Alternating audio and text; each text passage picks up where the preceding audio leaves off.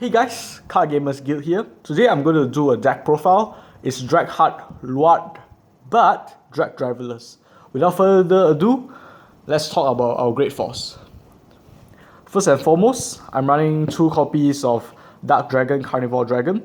So this guy, once per turn, you may retire one of your own rear guards. If you do, he chooses 2 of his own rear guards and retire it.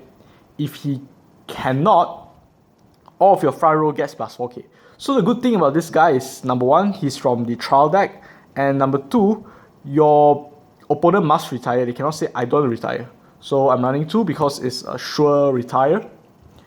And then I'm running 2 copies of Aura-Geyser Dragon and 1 Aura-Geyser Dam. So this is a bit of a controversial choice, but I'm doing so because I don't think I'll need to strike into Aura-Geyser 2 times. So I'm just running 2 of him and 1 dam. So it depends, I might need the dam on the first strike or this guy. So it's either one of them. I'm not going to talk about the old cast effect because that might make the video too long. So basically what Aura-Geyser and Aura-Geyser Dam does is Aura-Geyser will give you hand size, and Aura-Geyser Dam retires your opponent's stuff potential, no guarantee. And then of course 2 copies of Spectral Blaster Diablo. This guy is the Shadow Paladin Strike Withstander, so I'm definitely running 2 copies of him. And then of course the best Shadow Paladin Strike, Dark Dragon Phantom Blaster Diablo. I'm running 4 copies. So basically when he attacks, your opponent have to retire 2 of their own rear guards. If they don't, they cannot guard from hand until the end of the battle. And then chances are this guy is going to win you games unless your opponent is going to G-guard it. It's not as powerful now in the G-guard era, but it's still quite good, so definitely 4 copies of it. Then, of course, once it breeze to anti-grade 2 stall. Then 2 copies of Plot Maker Dragon. Plot Maker Dragon is our new G-Guardian. He's a 25k G-Guardian. So I'm running 2 copies of it because it's really good. Then 1 copy of Ludwig and 1 copy of Dismal. I'm not sure whether I want to play the Ludwig or I'm going to drop it down to 2 Dismals instead, because Ludwig is, how to say, it's, yes, people say use it to enable ritual, but then sometimes I feel that I'll rather protect my rear guards more because I'm afraid VMAX might be a thing. So that's for our Great Force. Now I'd like to talk about our main deck. So as for our main deck, obviously we are running 4 copies of Dragdriver Luard. Dragheart Luard. I'm sorry, I'm a little bit tired, I do mistakes. So Dragheart Luard, first skill, Ritual 3. If you have 3 or more grade 1s in your drop zone, you may return 2 normal units to the bottom of your deck. If you do, at the end of until the end of turn, you may strike for free. The second skill is when you strike, counterblast 1, retire 1 of your units, superior call 2 grade 1 or less units. So this guy is really good because number 1, he allows you to recycle your stuff, you can strike for free, and you can superior call. So I'm running 4 copies of it. Our next grade 3 is Blaster Dark Diablo. So I'm running this guy because he's my avatar, and yes, this deck runs that stupid little synergy with Phantom Blaster that retires your opponent's stuff and your opponent can't guard and things like that. So running 1 copy. And speaking of that stupid little synergy, I'm running 3 copies of Dermot. Dermot is the new Death Spray without the counterblast. So Generation Break 1, Ritual 3, when he attacks, you retire 1 of your own units. He gets plus 3k, and at the end of that battle, your opponent chooses 1 of their own units and they retire it. So it's a new Death Spray. There's a free cost. It's a 10k base, but it doesn't matter because it's free cost, it's still good. So I'm running 3 copies of it because it has the synergy with the Phantom Blaster Diablo Final Turn. As for our grade 2, we're running 2 copies of Marka. Marka is a situational card. In case your field has been cleaned up by VMAX or Kaiser or some Kagero nonsense, you could call out her and then superior call Night Sky Eagle and still have a bit of a board presence. So she's 2 copies as a backup plan. And I mean, her art, who can resist? She's pretty, gonna run her.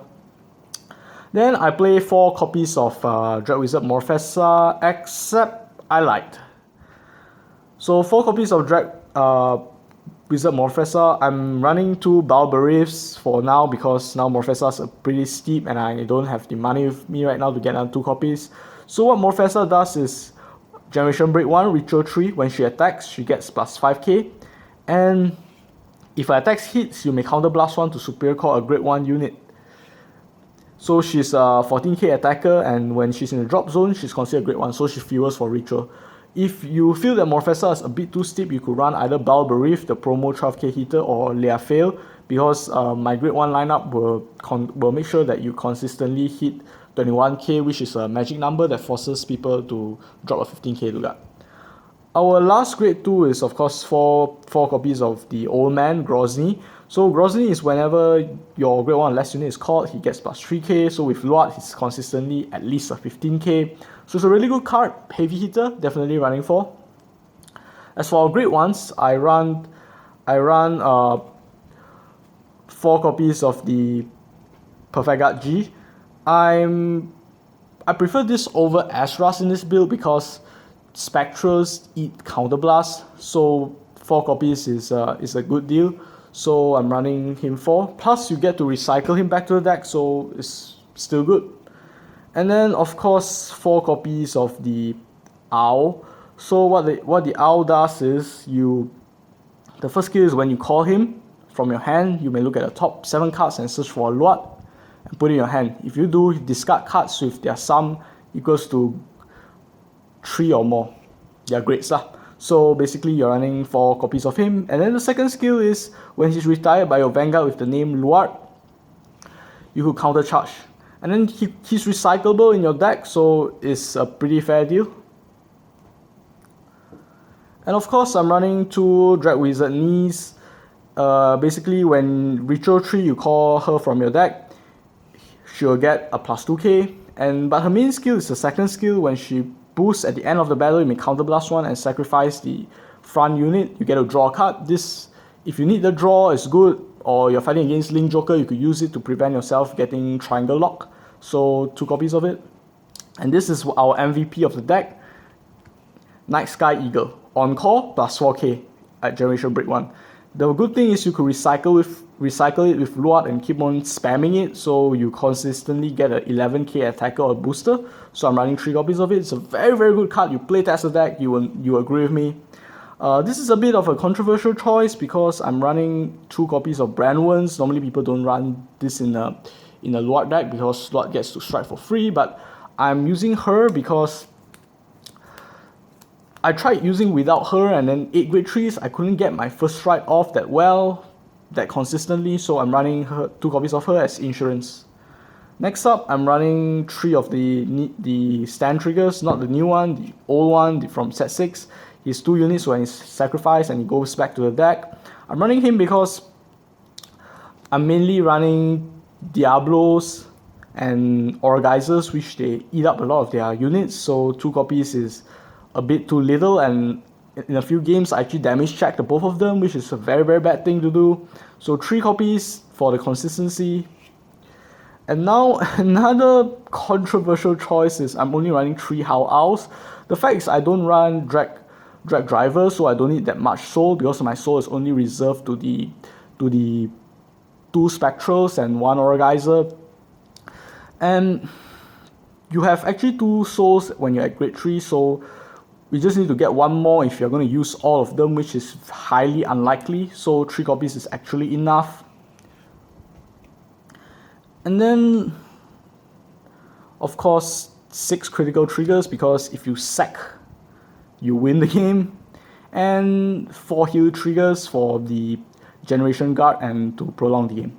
Starter, I'm running Nisa because you can rest her and choose 2 of your units and get plus 4k if you're at Generation Break and Ritual, which is really good because it helps you to hit magic numbers. Yes, she doesn't go into soul, but this deck doesn't run soul that much, so she's an ideal grade 0.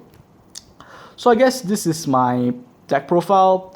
I've only played tested it for the past 5 days, so I'm not sure whether it's really that good or anything, but if there's any changes, I will do an emergency deck profile. I'm not running Dragdriver because I'm a fan of building my own rogue decks, so this one worked quite well for me, especially against those decks that they call a lot of rear guards but then they cannot superior call. It's really, really ideal.